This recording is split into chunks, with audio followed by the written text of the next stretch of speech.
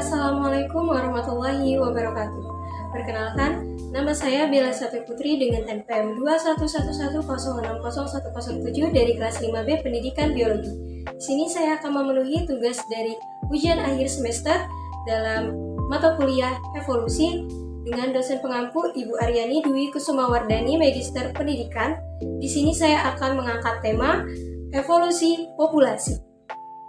Evolusi dalam kajian biologi berarti perubahan pada sifat terwariskan suatu populasi organisme dari satu generasi ke generasi berikutnya.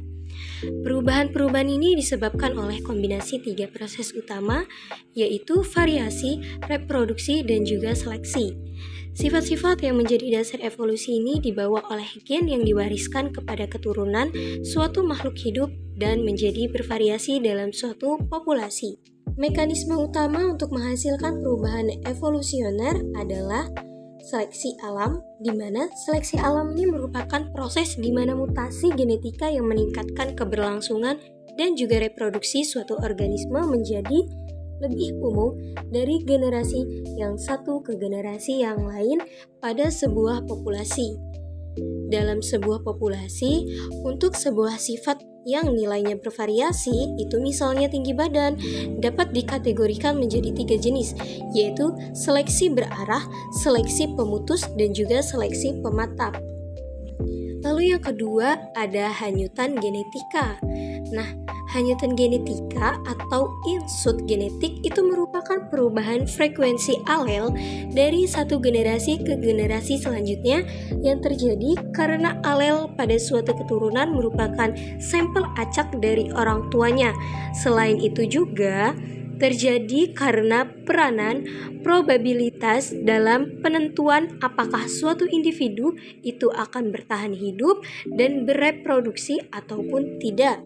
Adapun hukum Hardy-Weinberg, di mana teori persamaan yang menggambarkan kesetimbangan genetik di dalam populasi itu merupakan hukum Hardy-Weinberg.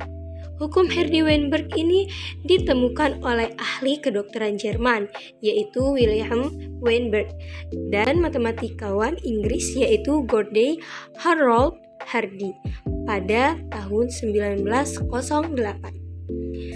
Adapun bunyi hukum Hardy-Weinberg itu sebagai berikut, yaitu frekuensi alel dan genotip dalam suatu populasi tetap konstan dalam beberapa generasi, kecuali ada yang bertindak sebagai agen lain selain rekombinasi seksual. Nah, hal-hal yang mengganggu kesetimbangan itu adalah perkawinan tidak acak, mutasi, seleksi alam, jumlah populasi kecil, dinalirangan, atau migrasi.